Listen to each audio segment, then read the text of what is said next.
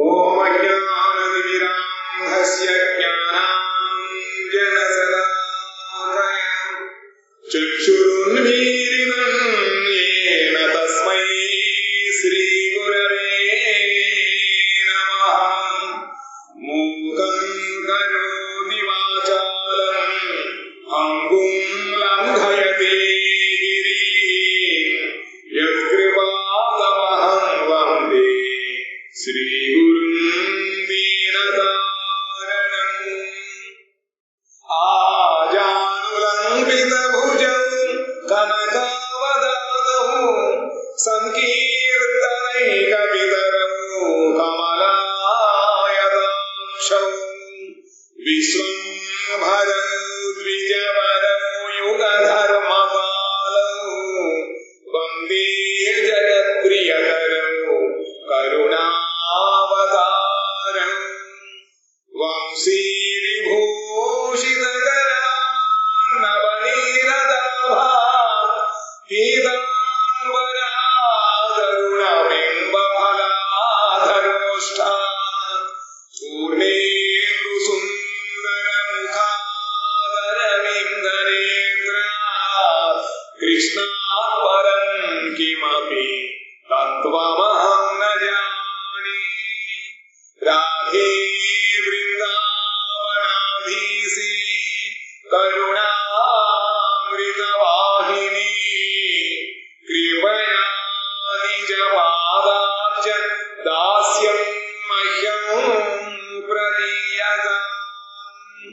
బృందాయై తులసీదేవ్యై ప్రియాయై కేశవస్య చ కృష్ణ భక్తి ప్రవేదేవి సత్యవత్యై నమో నమః.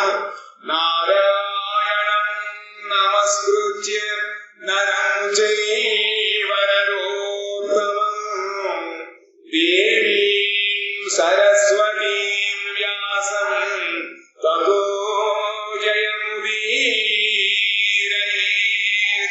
శ్రీకృష్ణ చైతన్య ప్రభు నిత్యానంద శ్రీ అద్వైత గదాధర శ్రీవాసాది గౌర భక్త బృంద. హరే కృష్ణ కృష్ణ కృష్ణ హరే హరే హరే రామ రామ రామ హరే హరే. తమాదిదేవం కరుణానిదానం తమాలవర్ణం సుహితావతారం అపార సంసార సముద్ర సేతుం భజామహే భాగవత స్వరూపం. శ్రీమద్ భాగవతం ద్వితీయ స్కంధములో నారద మహర్షి బ్రహ్మగారిని సృష్టి విషయము గురించి ఇంకా సమస్తములకు కారణమైనటువంటి ఆ భగవంతుని యొక్క గుణములను చెప్పమని కోరితే దానికి సుఖదేవ గోస్వామి చక్కగా అంతా కూడా వర్ణించాడు. అయిన తర్వాత నారద, నీవు నన్ను అడిగిన ప్రశ్నకు సమాధానములు చెప్పాను. కార్య కారణాత్మకము ఏ వస్తువు కూడా ఆ భగవానుని కంటే భిన్నమైనదని భావింపబలదు. అంటే భగవంతుడి యొక్క ఆశ్రయము లేకుండా ఏ వస్తువుకు మనుగడ ఉండదు, ఉనికి ఉండదన్నమాట. కాబట్టి సమస్తము ఏదైనా సరే అన్నిటికి ఆధారము ఆ భగవంతుడే. నభారతీమేంగ మృషోపలక్ష్యతే నవైర్వచిన్మే మనసో మృషాగతి నమే హృషీకాని పతంత్య సత్పథే యన్మే హృదౌత్కంఠ్యవదాధృతో హరిః. నారద, నేను సముత్కంఠితము సేవోన్ముఖము అగు చిత్తమునందు హరిని నిలుపుకుంటిని. భగవంతుడు ఎవరి హృదయములో ఉంటాడు, ఆ హృదయ స్థితి ఏ విధంగా ఉండాలి? సముత్కంఠ, నిరంతరము చాతక పక్షి ఏ విధంగా అయితే మేఘం నుంచి పడేటువంటి చుక్కలు మాత్రమే అది తీసుకోవడం కోసం ఎదురు చూస్తూ ఉంటుంది. ఆ విధంగా ఎవరైతే కేవలము భగవంతుని అనుగ్రహం కోసమే ఎవరైతే కాచుకుని ఉంటారో ఉత్కంఠితం, ఎదురు చూస్తూ ఉంటారు ఇప్పుడు ఆతురతోటి.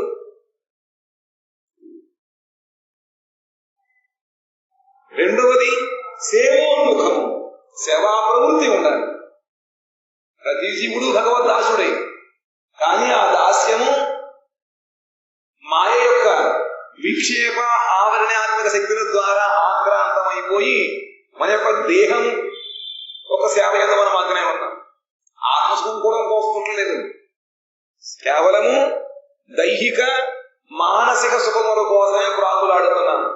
కానీ ఈ సేవ అనేటువంటిది ఇతర ప్రాణులు సేవ చేయడం కాదు, భగవంతుడి యొక్క సేవ చేయడానికి ఎప్పుడూ కూడా సిద్ధంగా ఉండాలి. సేవాగత ప్రాణము శుశ్రూషుభి అని చెప్పారు. శుశ్రూషుని సేవ, ఎవరికి హృదయంలో సేవా ప్రవృత్తి ఉంటుందో వాళ్ళకి మాత్రమే భగవత్ కథలందు రుచి, ఇంకా భగవంతుడి యొక్క అనుగ్రహము కలుగుతాయి. ఎవరు ఎదురు చూస్తుందో వాళ్ళకే ఇస్తారు తప్ప అవసరం లేనిది వాళ్ళు ఏమిస్తారుగా. అది ఆ వస్తువు యందు అతనికి ఎంత పరిమాణములో కావాలని కోరిక ఉంది, ఆతృత ఉంది, ఆరాటం ఉందో చూసి దానికి తగినట్టుగా భగవంతుల కృప కానీ కటాక్షము కానీ దర్శనంగా జరుగుతూ ఉంటాయన్నమాట. కానీ బ్రహ్మగారు సముత్కంఠ చిత్తముతోటి, సేవోన్ముఖ చిత్తముతోటి భగవంతుడిని ఆయన హృదయమునందు నిలుపుకున్నాడు. ఆయన ప్రభావముచే నా వాక్కు, మనస్సు, ఇంద్రియ వృత్తులు దోషరహితములైనవి. అప్రాకృత సచిదానందమై భగవంతుడి యొక్క సంసర్గం లేకపోయినట్లయితే, ఇది బెంగాల్లో వాడు పానాపూర్ అంటారు, నాచుతో నిండిపోయినటువంటి కోనేరు, పైనంతా ఆచు ఉంటుంది. స్నానం చేయడం ఎలాగా, ఇలా అన్న కొద్ది పడి వెంటనే వచ్చేస్తుంటుంది. ఆ విధంగా మన మనస్సులో తలంపులన్నీ కూడా భగవత్ సంసర్గం లేకపోయినట్లయితే వెంటనే ఇనుముని ఎంతసేపు అగ్గిలో ఉంటుందంటే ఎర్రదనం ఉంటుంది, ఏమాత్రం తీసే వెంటనే. ఆ విధంగా మనము కూడా నిరంతరము భగవత్ సంసర్గము లేకపోయినట్లయితే వెంటనే మాయ ఆక్రమణ చేస్తుంది అన్నమాట. అందుకని ఇంకా మనస్సు దోషం ఎప్పుడుతాయి, నిరంతరము దోషము ఇష్టమే. ఈ లోకమే దోషంతో కూడినటువంటిది. దైవీ కేశ గుణమయి శ్రీగుణాత్మకమైనటువంటి దోషములతో కూడినటువంటి ఈ ప్రపంచం. కానీ భగవంతుడి యొక్క ప్రభావము చేత భగవంతుడు ఈ బ్రహ్మగారి యొక్క వాక్కు, మనస్సు, ఇంద్రియ వృత్తులన్నీ కూడా దోషరహితములైనవి. ఎప్పుడైతే హృదయంలో భగవంతుడు నిలుపుకుంటామో అప్పుడు మాత్రమే ఇవన్నీ కూడా దోషము లేకుండా ఉంటాయి. అందువలన నా వాక్కు ఎప్పుడునూ మిథ్యగా లక్షితము కాదు, ప్రమాణం అన్నమాట. నేను చెప్పినది ఎప్పుడు కూడా అసత్యము కాదు అని 100% నిజమే. దానికి కారణము ఆయన యందు భగవంతుడు హృదయములో ఉన్నాడు. అంతేకాకుండా ఆయన యొక్క వాక్కు, మనస్సు, ఇంద్రియ వృత్తులన్నీ కూడా దోషము లేకుండా ఉన్నాయి. ప్రమాద, విప్రలిప్స, కర్ణాపాఠన 4 దోషములతో మనం అందరం నిండి ఉన్నాం.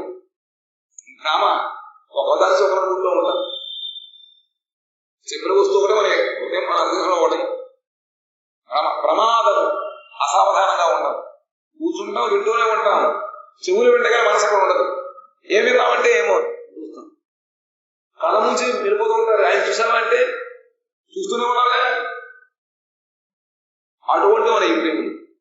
ప్రమాదం, విప్రలిప్స, నాకు తెలియదు, తెలిసిన దాన్ని చెప్పి తెలిసినదే సత్యం అని చెప్పి నేను సాధించడానికి చేసే ప్రయాసం అన్నమాట. వంచనేచ్ఛ, ఇతరులని మోసం చేయడం. దాన్ని తెలుసు, అతను లోపల తెలుసు నేను చేసి సరే కాదని చెప్పి అయినా కూడా తాను సత్యం వేసిన చూపించడం అన్నమాట. భ్రమ, ప్రమాద, కర్ణాపాఠం, ఇంద్రియముల యొక్క అమృతత్వము, ఇంద్రియముల అపటుత. అపటుత్వం అంటే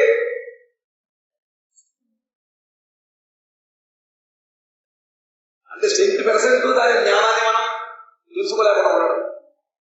ఇంద్రియ బలహీనత, దృష్టి మనకి ఇంతవరకే. అది కూడా మళ్ళీ దేవత పంచే చెవులు వినపడదు. ఇవి శైథిల్యం అన్నమాట. ఈ 4 దోషములతో కూడిన మనము ఏ చెబుతున్నా అప్రకృత వస్తువులు ప్రపంచక వస్తువులు చెప్పలేకపోతున్నామే. నాకు వెనక చూడగలుగుతానా? కాబట్టి ఈ బ్రహ్మగారికి ఇవేమీ లేవన్నమాట, అన్ని శుద్ధముగా ఉన్నాయి. అందుకని చెప్పి ఆయన చెప్పేది సత్యము, మిథ్య కాదు. ఇంకా మిథ్యగా లక్షణము కాదు. ఎక్కడ కూడా మిథ్యగా జరగకుండా 100 రూపాయలు అన్ని చోట్ల రుజువుతుంది అన్నమాట. నా మనోగతి ఎక్కడ కూడా మిథ్య కాదు. ఆయన వాక్కు మిథ్య కాదు, మనస్సు కూడా మిథ్య కాదు. శరీరుడు చూడిగా మనసు పెడుతూ ఉంటుంది. నా ఇంద్రియములు కూడా అసత్పథమున పొరిగిడవు. ఆ విధంగా చెప్పగలగాలి. అది బ్రహ్మగారు ఒప్పటికే సోహం సమానాయ మయస్తపోమయ ప్రజాపతీనామభివందిత పతి ఆస్థాయ యోగం నిపుణం సమాహిత తన్నాచగచ్చం యత ఆత్మ సంభవ. ఆ విధముగా ఉత్కంఠతతో కూడిన చిత్తమునందు హరిని నిలుపుకొనిన వాడను, వేదమయుడను, తపోమయుడను, ప్రజాపతులచే పూజితుడను, ప్రభుడనగు నేను ఏకాగ్ర చిత్తుడునై నిపుణమగు యోగమును ఆశ్రయించినను నా పుట్టుటకు కారణమగు ఆ ఈశ్వరుని తెలుసుకొనలేకపోయి తిని. ఇన్ని రకాలైనటువంటి సద్గుణం ఉన్నప్పటికీ కూడా ఆయన తెలుసుకోలే విషయం ఒకటి ఉంది. భగవంతుడిని ఉత్కంఠతో నిలుపుకున్నాడు. నిరంతరము వేదపారాయణ చేస్తున్నాడు, తపస్సు చేస్తున్నాడు, ప్రజాపతుల ద్వారా పూజింపబడుతున్నాడు.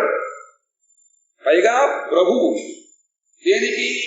ఈ లోకానికి వెళ్ళి ప్రభువే అయినా. ఆ విధముగా ఇన్ని రకమైన సద్గుణం ఉన్నప్పటికీ కూడా మళ్ళీ ఏకాగ్ర చిత్తుడనై ఉన్నాడు. ఆయన నిపుణమైన భక్తి యోగాన్ని ఆశ్రయించి ఉన్నాడు. అయినప్పటికీ కూడా అతని పుట్టుకకు చెప్పేసారి పోతుంది 50 కష్టాలు ఎంత అవుతున్నది. ఆ బ్రహ్మగారికి ఇన్ని రకాలుగా ఆయన చూసారు.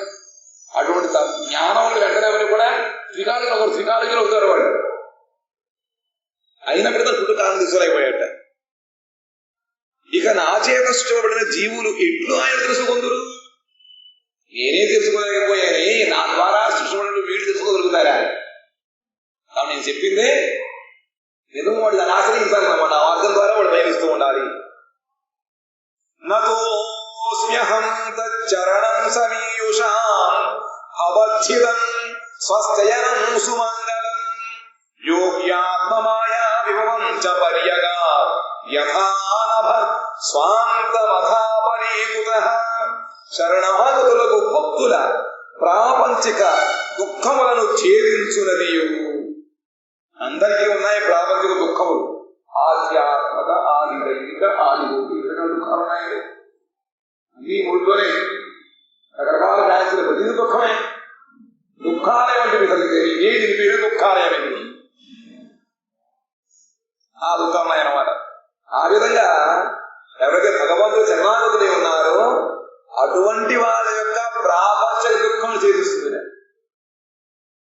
మంగళాభమైనది, నిరంతరం మంగళములను మోసుకుని వచ్చేది, స్వప్రేమ సుఖమును ఇచ్చున్నది, భగవత్ప్రేమ సుఖాన్ని ఇచ్చినటువంటిది, చక్కగా సేవింపదగినది. చక్కగా సేవించాలి భగవంతుని అంటే ఎంతో జాగ్రత్తగా అపూర్వముగా సేవించబడేటువంటి వస్తువు అన్నమాట. చక్కగా సేవింపదగినది అగు ఆ భగవానుని చరణములకు నమస్కరిస్తున్నాను. ఆయన చరణములు ఇంత చక్కగా సేవించాలి. పూలు కూడా పూజిస్తారు ఆ విధంగా చేయాలి. అటువంటి విలువైనటువంటి వస్తువు భగవంతుడి యొక్క చరణ కమలములు. వాడిని నమస్కరిస్తున్నాను. ఆకాశము తాను తన యంతమును పొందజాలనట్లు ఆ పురుషుడు కూడా తన యోగమాయ యొక్క విస్తారావధిని తెలుసుకొనజాలడు. ఆకాశముట తన యొక్క విస్తారము లేదా పరిమాణం తెలుసుకోలేదు. దేవుడు ఆకాశం సర్వత్రా వ్యాపించుంటారు. ఆ విధముగానే ఆకాశము తన యొక్క విస్తారము తెలియనట్లే భగవంతునికి కూడా తన యొక్క యోగమా యొక్క విస్తారం త్రిపాద విభూతి ఎంతవరకు విస్తరపడుతుంది తెలియదు. ఆ లేరు తెలుసుకుంటూనే పోతాడు ఆయన గుణంలో ఆ విధంగా విపరీత ఎంతో దూరం ఉంటాయన్నమాట. దానికి ఎటువంటి ఎల్లలు హద్దులు లేవన్నమాట. భగవంతుని యొక్క యశస్సు కానీ ఆయన రూప లావణ్యానికి కానీ ఆయన గుణములకు కానీ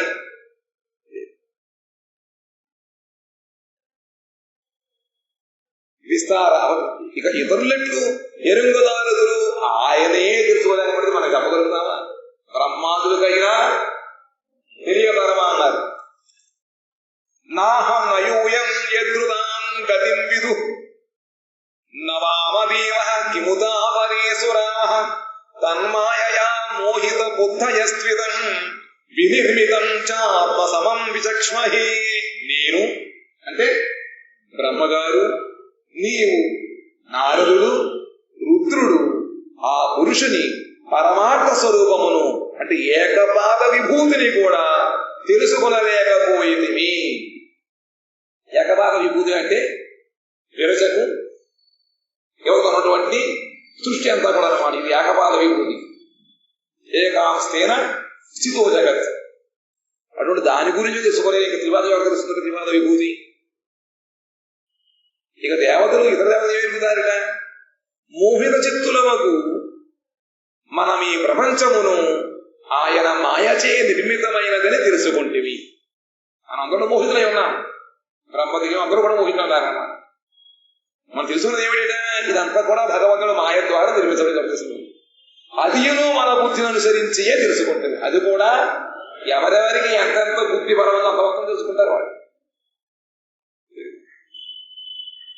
ఎవరికెవరి ఒక భగవంతుడు బుద్ధి ఇస్తాడో అంతవరకు మాత్రమే తెలుసుకోగలుగుతారు.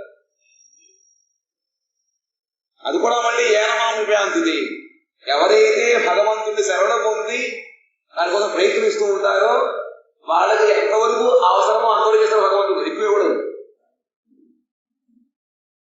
ఎక్కువ ఇచ్చినట్లయితే దాన్ని పట్టివంతరం కష్టం అన్నమాట.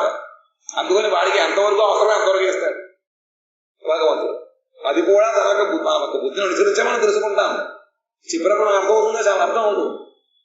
చిక్కుపోయిన అర్థం ఉంటాం. అంటే మన యొక్క బుద్ధి అక్కడ ఆ విధంగా నివేశితం అవ్వలేదు అన్నమాట.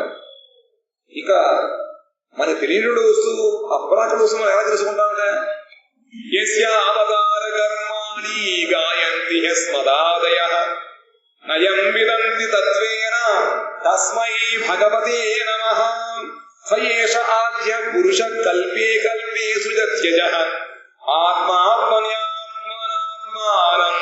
సంయక్షతి సపాతి చ. మన వంటి దేవతలు ఆ భగవంతుని అవతార లీలను గానము చేయుతున్నారు. దేవతలు నిరంతరము కూడా భగవంతుడిని ఒక లీలను గానము చేస్తూ ఉంటారు. కానీ ఎవరునూ ఆయన తత్వం ఎరుగజాలరు.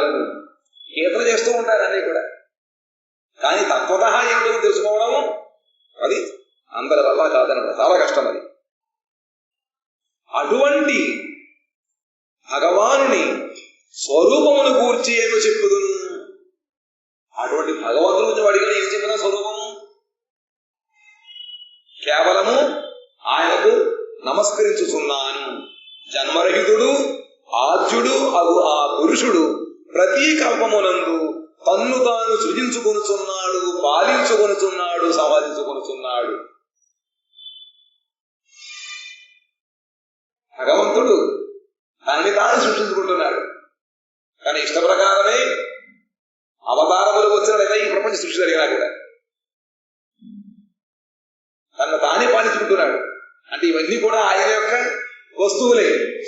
ఆయన పోషించబోయి ఎవరు పోషిస్తున్నాడు? అందుకనే ఆయన విష్ణు స్వరూపుగా వచ్చి సత్వగుణాన్ని ఆశ్రయించి లోకమును రక్షిస్తూ ఉంటాడు, పోషిస్తూ ఉంటాడు, ధర్మాన్ని అగ్రపజేస్తూ ఉంటాడు.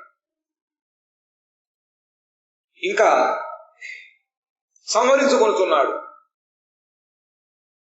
ఇంత ఆయనదే వాటి ఆయన దీన్ని ప్రళయకాలంలో మరి తన యందు లైట్ చేసుకుంటూ ఉంటాడు.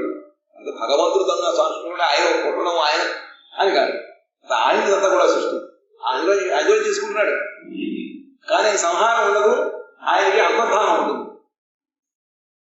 విశుద్ధం కేవలం జ్ఞానం ప్రత్యక్ సమ్యక్ అవస్థితం సత్యం పూర్ణమనాద్యస్తం నిర్గుణం అనాద్యంతం నిర్గుణం నిత్యమద్వయం. భగవానుడు విషయాకారరహితుడు. విషయం అంటే ఏమిటి? విషయం?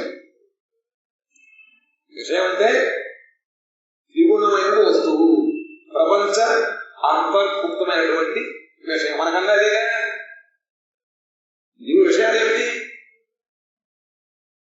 ఆనందము సుఖము ఇవే, అవి కూడా ప్రాపంచకమే.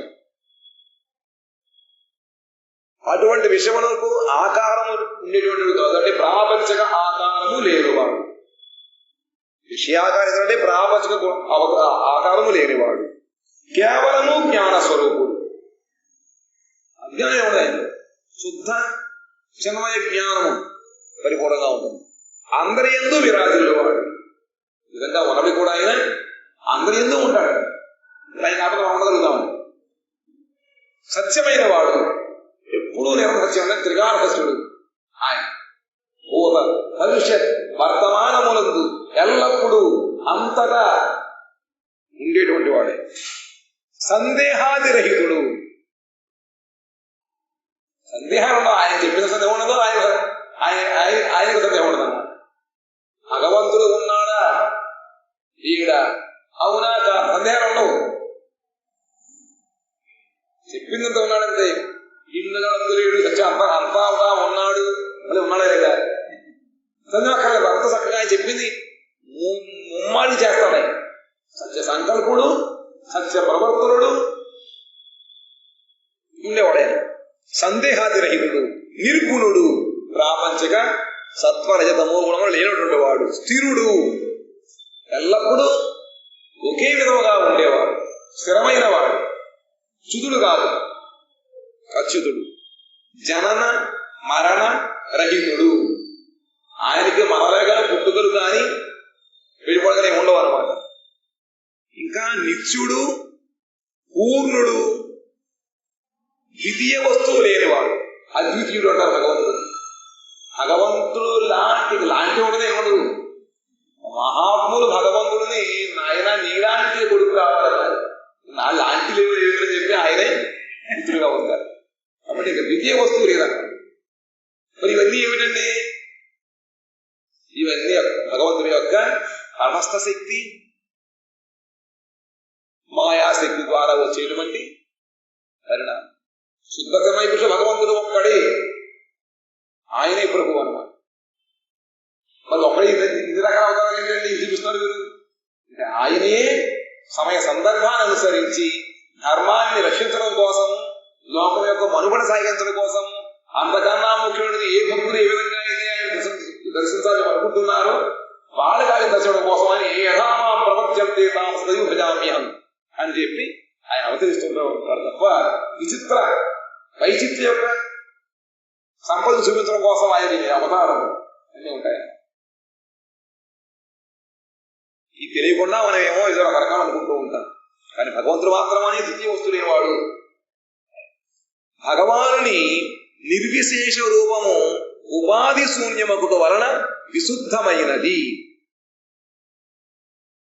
కర్తృ కర్మ కరణాభావమైనదగుట వలన కేవలము జ్ఞానస్వరూపమైనది. భగవంతుడి యొక్క రూపము విశుద్ధమైనటువంటిది. ఎందుకంటే ఉపాధి శూన్యము, నిర్విశేషమైన ఉపాధి శూన్యము. నిర్విశేషం అంటే విశేషం లేకుండా ఉండడం. ఉపాధి అంటే రకరకాల శరీరం, అంటే ఉపాధి శరీరం అన్నమాట. ఆ విధంగా విశేషణలు లేకుండా ఉండవు. ఆయన భగవంతుడు రకరకాల రూపాల్లో వస్తూ ఉంటాడు, కానీ అది విశేషమైనటువంటిది అనమాట. కృష్ణ రూపాన్ని వచ్చాడు కృష్ణుడు, ఆయన రాముడుగా వచ్చాడు, వామనమూర్తిగా వచ్చాడు. అవన్నీ కూడా విశేషమైనటువంటి రూపములవి. భక్తుల యొక్క పరిత్రాణం కోసం లోకము యొక్క రక్షణ కోసం భగవంతుడు వస్తూ ఉంటాడు. ఇవన్నీ రూపం నిత్యమైనటువంటి విశేషమైన రూపం లేదు.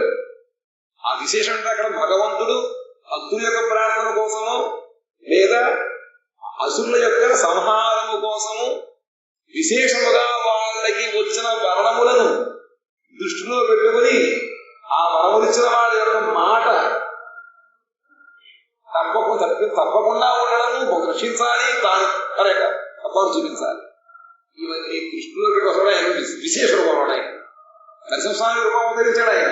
అంత విశేషం అన్నది ఎందుకంటే ఎంత పెద్ద దృష్టి వస్తున్నాడు. హిరణ్యకశిపుడు తపస్సు చేసి చాలా పెద్దవాడు ఇంటెలిజెంట్ అనమాట. ఆయన యొక్క బుద్ధి ద్వారా ఎన్ని విధములుగా మృత్యు వస్తుందో ముందే ఆలోచించుకొని వాటి వల్ల మృత్యు రాకూడదు. ఆ విధంగా విశేష రూపం తెలిసి వచ్చాడు. ఇంకా ఆయనకి మనలాగా కర్మఫలం అనుభవించడం కోసం రూపాలు ఉండదు. మన కర్మలను అనుభవించడం కోసం మనకి ఏ రూపం అయితే సౌకర్యంగా ఉంటుందో బ్రహ్మగారు ఆలోచన మనకి ఇస్తూ ఉంటారు రూపాన్ని. భగవంతుడు ఆ విధంగా కాదు, ఆయన తన ఇష్ట ప్రకారం వస్తుంటాడు ఆయన. కాబట్టి భగవంతుడి యొక్క రూపము ఉపాధి శూన్యమగుడు వల్ల విశుద్ధమైనది. మనలాంటి ఉపాధి ఆయన ఉండదు కాబట్టి నిర్విశేషము కాదు, విశేషమైనటువంటిది. ఉపాధి అంటే కర్మమైనటువంటిది కాబట్టి ఆయన రూపం అమోఘమైనది, విశుద్ధమైనది. కర్మ కర్తృ కరణభావమైనతో కూడా ఆయనే కర్త, ఆయనే చేస్తాడు. కర్మ పని కూడా ఆయనే, ఎవరు ఆయన శాసించరు. అందుకని చెప్పి ఆయన యొక్క రూపము కేవలము జ్ఞాన స్వరూపమైనటువంటిది, అజ్ఞానం ఉండదు. చెట్టు చాటు నుంచి వాయు సంహరించాడు, అది అటువంటి తప్పం లేదా, బలం లేదా, ఎందుకు చేయడం అంటే దానికి రకరకాల కారణాలు ఉంటాయి. అవన్నీ తెలుసు కాబట్టి భగవంతుడు జ్ఞాన స్వరూపుడయ్యాడు. యుద్ధములో ఎవరు ఏ విధముగా ఎవరి దగ్గర వరాలు పొందారో, ఎవరు ఏ అస్త్రం వలన సంహరించబడాలో తెలుసుకుని దానికి ప్రత్యామ్నాయంగా ఏ విధంగా అయితే వాడి యొక్క కథ ముగుస్తుందో అనే ఆలోచన పరిపూర్ణ జ్ఞానంతో చేశారు. పరిపూర్ణ జ్ఞానవంతుడు శరీరం పరిపూర్ణమైన జ్ఞాన స్వరూపమై సరువుల యందు విరాజిల్లుచుండుట వలన ప్రత్యక్ష స్వరూపమైనది అయి ఉన్నది. ఆయన యొక్క స్వరూపము ప్రత్యక్ష స్వరూపం అంటే అందరికి కనపడుతుంది. ఎలాగట? పాలల్లో వెన్న ఉంటుంది, కనపడుతుందా? కానీ దాన్ని ప్రాసెస్ ప్రకారం ఎందుకంటే కనపడుతుంది. ఆ విధంగా మన హృదయంలో భగవంతుడు ఉన్నాడు. కనపడతలేదే? హనుమంతుడు మన కనపడ్డా? మనకి కనపడతాడు. ఆయనగా మనం కూడా భక్తులు ఉన్నట్లయితే కనపడతాడు. వికసియా నిర్ణయాన్ని కోరే కృష్ణ దర్శనం హృదయ జ్ఞానం నేత్రం మనకి వికసించాలి. అది కూడా గురువు గారు వారి జ్ఞానాంజన సలాహే ఆ విధంగా ఉంటే గురువు అనమాట. కాబట్టి అందరి యందు ఉన్నవాడు భగవంతుడు ఓతప్రోత భావముతో నలువైపులా నుండుటచి చక్కగా వ్యవస్థితమై ఉన్నది. ఇంకా భగవంతుడు రూపముట ఓతప్రోత భావంతో భగవంతుడు ఉన్నాడు. ఓతప్రోతం అంటే బట్ట యందు దారం ఏ విధంగా అయితే కనబడకూడదు సర్వ యాభై ఉంటుంది. దారం ఏమంటారు? దీన్ని బట్ట వస్త్రం అంటారు. కానీ దారం యొక్క కలయికలో వస్త్రం ఏర్పడింది. ఆ ధనములు ఓతప్రోత భావంగా ఉన్నాయన్నమాట. ఆ విధముగానే భగవంతుడు కూడా సర్వత్రా ఓతప్రోత భావంతో ఉన్నాడు. మనలో మన శక్తి లేకపోతే మన కళ్ళు చూడదు, మన మాట్లాడలేదు, బయట కూడా ఆ విధంగా లేకపోతే వాయువు వీచదు. ఆ విధంగా సర్వత్రా భగవంతుడి శక్తి నిండి ఉన్న కారణముగానే మనం మనుగడ సాగించగలుగుతున్నాం. ఉనికి ఉంది మనకి. ఒక మాలలో దారం మనకు కనపడదు, మాల మాత్రమే కనపడుతుంది. కానీ మాలకి ఆధారము దారమే, మనకు కనపడదు కదా. ఆ సమస్త ప్రపంచము కూడా భగవంతుడి యొక్క శక్తి ద్వారా ఉన్నది. భగవంతుడు లేకపోయినట్లయితే ఏమీ లేదు. కానీ భగవంతుడు కనపడదు. అది ఓతప్రోత భావం భగవంతుడు సగం జాగ్రత్తలో అనమాట. ఆ విధంగా భగవంతుడు చక్కగా ఆయన ఓతప్రోత భావం నలువైపులా ఉంటాడు, సర్వత్రా వ్యాపించున్నాడు ఆయన. అందుకనే చక్కగా ఈ సృష్టి జరుగుతుంది. కర్మ చూస్తాం. లేకపోతే అసలు ఏది చంద్రమండలం సూర్యమండలంతో కొట్టుకొని భూమి మధ్యలో పడి అంతా కూడా స్మాష్ అయిపోతే ఉండదు. అంతా కూడా చక్కగా వ్యవస్థ చక్కగా కాలం ప్రకారం రాత్రి అవడము, సూర్యోదయం అవడము, ఈ 3 ఋతువులన్నీ జరుగుతూ ఉండడం మన కర్మకారి, మనం ప్రకృతిని హింసిస్తున్న కారణంగా ఇది వర్షాకాలంలో ఎండలను నేను లేకుండా వస్తున్నాయి, మన చేతి పాడు చేస్తున్నటువంటి. కానీ భగవంతుడి యొక్క వ్యవస్థ చక్కగా ఉందంతా కూడా. పక్షులకి వాటికి ఎటువంటి కడుపు నొప్పులు సుఖంగా ఉండవు, మనకి వస్తున్నాయి. వాటి ప్రకృతి అనుసరించి వెళుతున్నాయి అవన్నీ కూడా. వ్యవస్థ అంతా కూడా మనం వాదించబోయి ఎది కావాలి ఇంకా చేసేయాలి, ఇంకా ఏదో అనుకున్నప్పటికీ ఇంకా ఏం లేకుండా పోతున్నాం. కానీ భగవంతుడు సృష్టినిమంతా కూడా చక్కగా ఆయన అంతను కూడా ఆయన ఎలా విధంగా పెట్టాడంటే ఆయన ఎప్పుడో సృష్టించాడు. ఆ సృష్టి జరుగుతూనే ఉంది. చెట్టు నుంచి విత్తనం చెట్టు ఆ విధంగా అనమాట. కాబట్టి ఎంతో చక్కగా వ్యవస్థ భాగం చేసి ఉన్నాడు. వ్యాధిరూపమైనది అంతటా సత్తారూపముతో నుండుట వలన సత్యమైనది. ఇదంతా కూడా వ్యాపించి ఉన్న కారణముగా సత్య వస్తువై ఉంది. సత్తా ఉనికి ఉందన్నమాట. తారతమ్యము లేకపోవడం వలన పూర్ణమైన, జన్మాది వికారములు లేకపోవడం వలన అనాదియు అనంతమునైనది. ఇంకా భగవంతుడి శక్తి కాని భగవంతుడు కాని ఆయన తారతమ్యము లేకపోవడం వలన పూర్ణమైనది. అంతటా సర్వత్రా ఉరివిధంగా ఉంటాడు. అని మనకు మాత్రం ఒకటి ఎందు ద్వేషం, ఒకటి ఎందు అనురాగం ఉండడం కనబడుతూ ఉంటుంది. భాగవంతుడు చాలా చోట్ల చూస్తున్నాడు. భగవంతుడు సముడు కదా, అడుగుడు అసుడు సంహరిస్తున్నాడు, భక్తులను పోషిస్తున్నాడు. సముడే ఇందాక చెప్పిన శ్లోకం దానికి బతుకులు బాబు చెప్పేదానికి ఎవరు ఏ విధంగా కోరుకున్నా విధంగా వస్తూ ఉంటారు. ఉన్నవాడికి ఉండడం లేదు, వాడికి లేదు. వాడు ఆ విధంగా కోరుకున్నారు కాబట్టి వాడు ఆ విధంగా వాళ్ళ కథ ముగించాడు. వీళ్ళు ఏ విధంగా కోరుకుంటున్నారు. ఎవరికి కూడా వద్దు కాదు ఇది అని చెప్పడం భగవంతుడు పైకి నిరంకుశంగా అంటారు కానీ ఆ నిరంకుశత్వం భగవంతుడి ఎంత ఎవరు అర్థంగా అర్థం అయిపోతూ ఉంటుంది. కానీ జీవితంలోకి వచ్చేటప్పటికి నువ్వేదంటే అదే అంటాడు. ఎంత ప్రేమో నువ్వేదంటే అదే. అందుకని అసలు తారతమ్యం లేదు. వాడు దుష్టుడైనా భగవంతుడు హృదయంలో ఉంటాడు, చీమైనా దాని హృదయంలో ఉంటాడు భగవంతుడు. అంతగా రూపంతోటి సర్వత్రా ఉన్నాడు భగవంతుడు. కాబట్టి ఆయన పూర్ణుడు, సముడు. జన్మాది వికారములు భగవంతుడికి లేవు. మనమైతే పుట్టాం, తాగాం, ఏడుస్తున్నాం, పెద్దవాళ్ళయ్యాం, వివాహాలు కుటుంబాలు అన్నీ అయిపోయి తర్వాత సృష్టిపోయి మరిపోతాం. ఈ విధంగా ప్రకృతి సంబంధించిన పరిణామములు భగవంతుడి యొక్క శరీరంలో ఉండవు. అందుకు జన్మాది వికారము లేకపోవడం వలన అనాదియు అనంతమైనది. అనాది ఉంటే కదా అర్థం చెప్తాను, అంతము లేదు. అనంతమైనది. సత్వాది గుణముల సంసర్గము లేకపోవడం నిర్గుణమైనది. సరే ఇక్కడ చూడండి, ఇక్కడ నిర్గుణం అంటే గుణాలు లేకుండా ఉండడం కాదు. నిర్గుణము అంటే సుఖత్వ గుణం అన్నమాట. ప్రాపంచకమైనటువంటి సత్వరజో తమో గుణములకు లోను కానటువంటిది. అందుకే భగవంతుడు ప్రపంచంలో అవతరించినా కూడా ఆయనకి ప్రాపంచ గుణములు కానీ ప్రాపంచ కళలు కానీ అంటమయ్యాయి.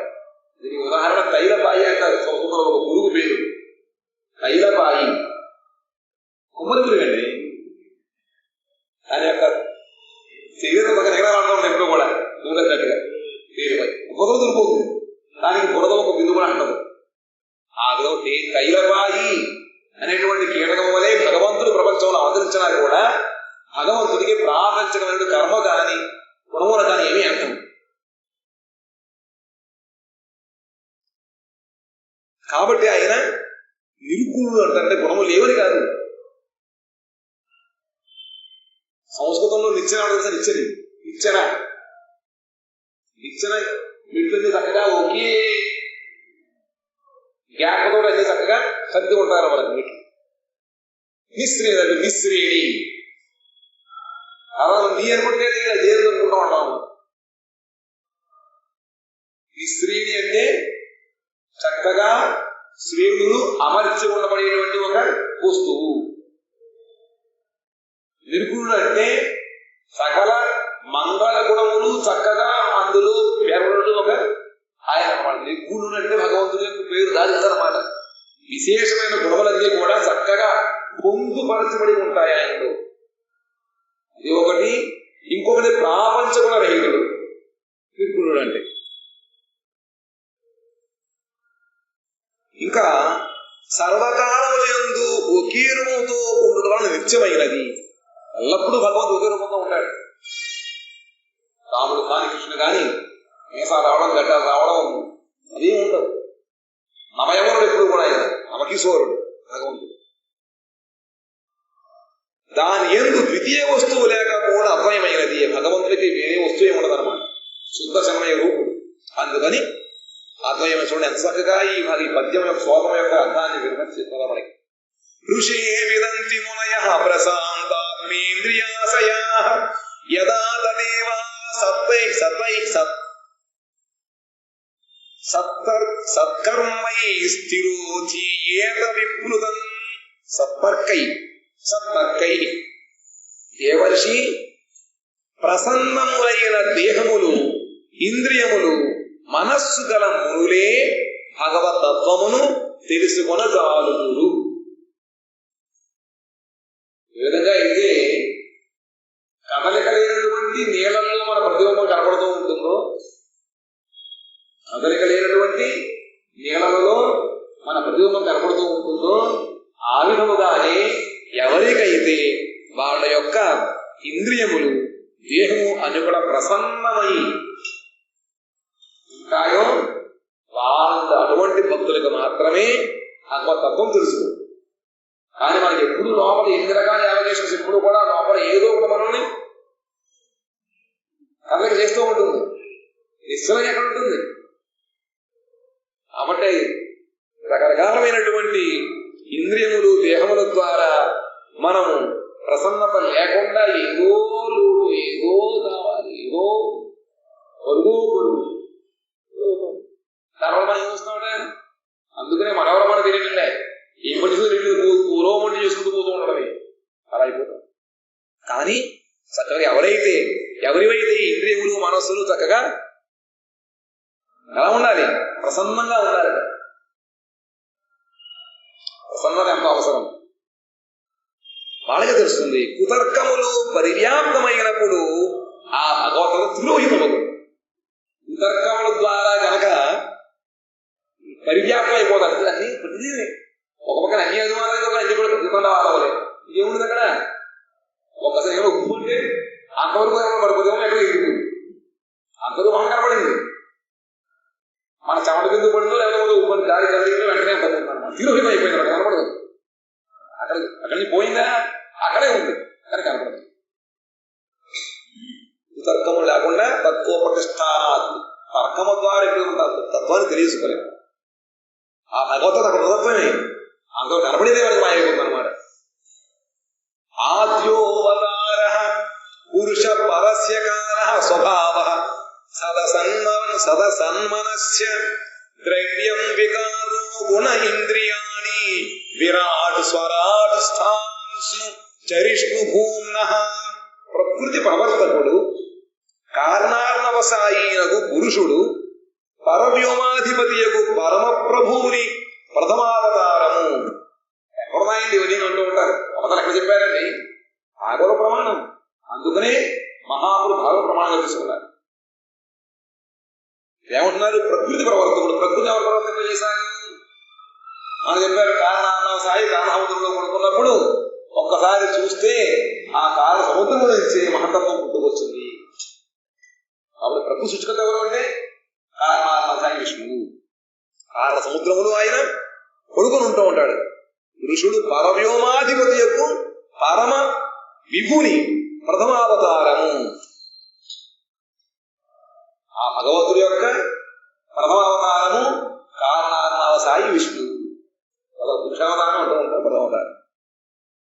ప్రథమావతారము గుణక్షోభగమగు కాలము స్వభావము కార్యకారణాత్మకు ప్రకృతి మహత్తత్వం మహాభూతములు అహంకారతత్వములు సత్వాది గుణములు ఇంద్రియములు సమష్టి శరీర రూప పాతాళాదులు సమష్టి జీవుడు హిరణ్యగర్భుడు స్థావరజంగ రూపముకు వ్యష్టి శరీరము సర్వము పరమేశ్వర సంబంధమైనది.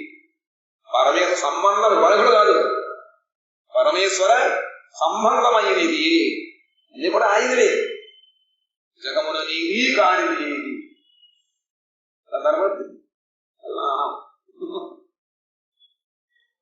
ఆ విధంగా భగవంతుడు యొక్క ప్రథమావతారము కారణసాయి విష్ణువు, ఆయన నుంచే ప్రకృతి క్షోభించి ఇవన్నీ కూడా పుట్టాయి. ఇవన్నీ కూడా ఆయనవే.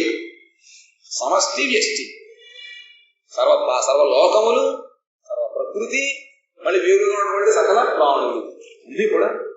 అహం భవో యజ్ఞ ఇమే ప్రజేసా దక్షాదయో ఏ భవదాదయశ్చ స్వర్లోకపాలాః ఖగలోకపాలాః లులోకపాలాః స్థలలోకపాలాః.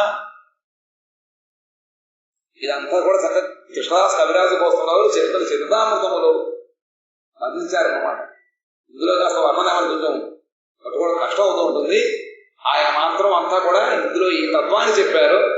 ఆ తత్వం ప్రకారము కృష్ణస్తు భగవాన్ స్వయమైనటువంటి తత్వాన్ని చక్కగా విడమర్చి చెప్పడం కోసం, ఆయన స్థాపించడం కోసం చక్కగా రాశారంట అందులో.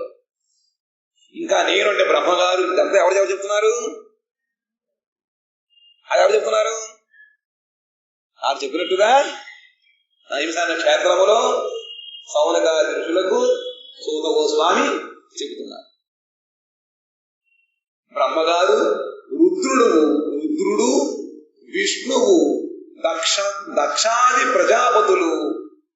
బ్రహ్మ, రుద్రుడు, విష్ణువు, దక్ష ప్రజాపతి వనుడు ప్రజాపతులు, నీవు నారదాది దేవశులు, స్వర్గలోకాధిపతులు ఎవరు దేవతలు, భువర్లోకాది పాదులు, మనుష్యలోకాధిపతులు, పాతాళలోకాధిపతులు, గంధర్వులు, విద్యాధరులు, చారణాధిపతులు, యక్షులు, రాక్షసులు, సర్పనాగాకులాధిపతులు, ఋషిశ్రేష్ఠులు, పితృదేవతా శ్రేష్ఠులు, దైత్యేంద్రులు, సిద్ధేశ్వరుడు, దానవేంద్రులు, ఇంకనూ ఇతరులు, ప్రేత పిశాచ భూత కూష్మాండ యాద మృగ పక్షుకులాధిపతులు, లోకములోని ఐశ్వర్యయుక్తము, తేజోయుక్తము, ఇంద్రియ మనశక్తియుక్తము, దార్ఢ్యయుక్తము, శోభా సంపన్నము, లజ్జాయుక్తము, విభూతి సంపన్నము, బుద్ధియుక్తము, ఆశ్చర్యవర్ణము, సాకారము, నిరాకారమునగునవన్నీయు పరమ పురుషోని విభూతులే.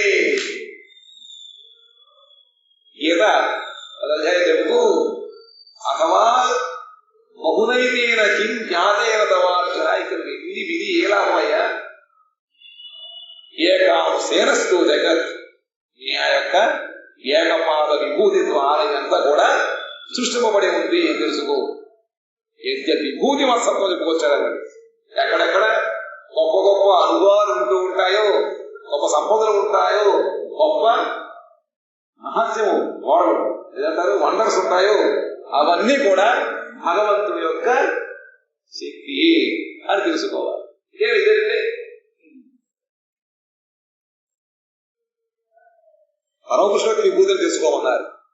గంధర్వ విద్యాధర చారణే సయుయే యక్షరక్షోరజనాగానాథాః ఏనా ఋషీణాం వృషభాః పితॄణాం దైత్యేంద్ర సిద్ధేశ్వర దానవేంద్రాః అన్యేషయే ప్రేత పిశాచ భూత కూష్మాండ యాదో మృగపక్ష్యధీశాః యత్కించ లోకే భగవన్మహస్వ స్వదోజః ఓజః సహస్వ బలవత్ క్షమావత్ శ్రీ హ్రీ విభూత్యాత్మవద్భూతార్ణం తత్వం పరం రూపమదస్వరూపం ప్రాధాన్యతో యాన్ ఋషి ఆమనంతి లీలావతారాన్ పురుషస్య భూమ్నః ఆపీయతాం కర్ణకషాయ శోషాననుక్రమిష్యేత ఇమాన్ సుపేశాన్. నారద, ఆ పరమ పురుషుని వరాహ యజ్ఞాది ప్రధాన లీలావతార విషయ కథలను శ్రవణము చేస్తున్నచో, ఎవరివి? భగవంతుడి యొక్క యజ్ఞవరాహాది ఎటువంటి రూపముల యొక్క అవతార కథలు చెప్పారు. అవన్నీ విన్నట్లయితే ఏమవుతుందిట? ప్రధాన లీలా విషయములు విన్నట్లయితే అన్య కథలను శ్రవణము చేయు వాసనా రూపముకు కషాయము నశించును. మన అందరికీ ఉంది భగవత్ కథను మిగతామని జాగ్రత్తగా వింటాము. అక్కడ వచ్చేటప్పటికీ నడుము నొప్పు, లేకపోతే ఇంకొకటి జ్ఞాపకం వస్తూ ఉంటాయి. ఇవన్నీ అంతవరకు వాడు పండితులకు చూస్తాడు. ఇవి రుచుతారు. ఎందుకుట ఇవి వెళ్ళే కారణముగా అన్యకథలు ఎందుకు మనకి వాసన రూపం, వాసన కోరిక ఉంది. అది కోరుకున్న మనకు హృదయంలో మనకి ముందు అసలు చేయాలనే కోరిక ఉండాలి. మనకి భగవద్గీత వినాలి కోరిక రావడం లే, రుచి లేదు. ఎందుకంటే ఈ కషాయం అడ్డు వచ్చింది. ఏ కషాయం అది? విషయ వాసన. అది నశిస్తుంది. ఎలా నశిస్తుందా?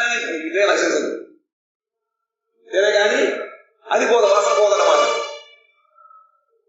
నేను ఆ కథలన్నింటినీ క్రమముగా నీకు వివరిద్దును కాబట్టి అవన్నీ చెప్తాను నీకు అని నారద మహర్షి బ్రహ్మగారు అంటున్నారు. ఆ కథామృతమును నీవు చక్కగా పానము చేయము, చక్కగా బుద్ధిగా కూర్చుని ఎంతో ఆనందముగా బుద్ధిని అక్కడ పెట్టి శ్రద్ధ కలిగి వినాలన్నమాట. పానం చేయమని చెప్పి నారద మహర్షికి బ్రహ్మగారు ఎక్కడ చెబుతున్నారు?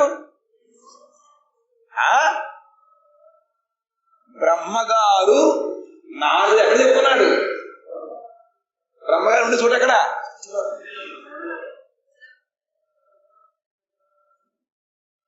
బృహద్భాగవతం మనం చక్కగా అందరూ విన్నారు. ఎవరెక్కడో తెలియలే. ఎక్కడ తెలుసుకోవాలి? సత్యలోకంలో బ్రహ్మగారు ఉంటారు. బ్రహ్మలోకంలో ఎవరుంటారు? మోక్షధామం అది. అక్కడ ఎవరు ఉండరు.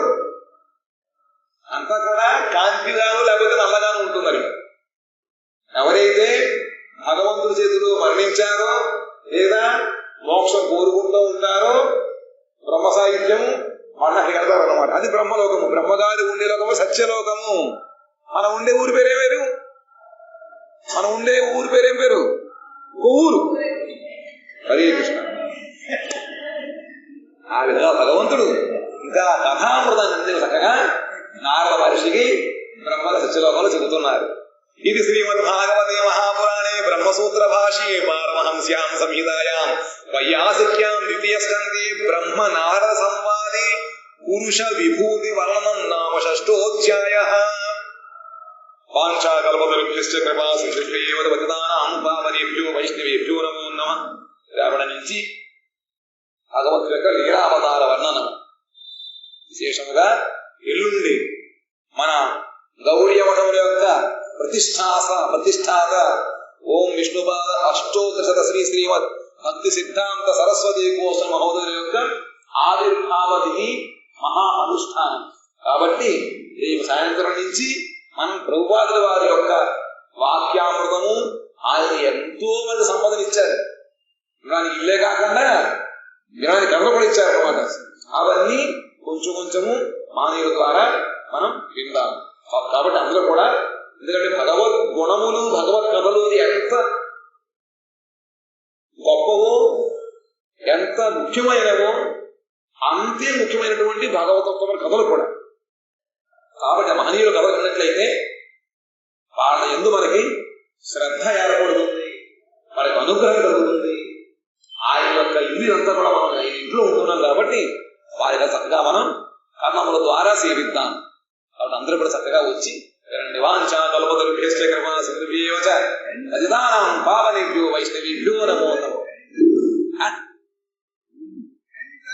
ఎన్ని 13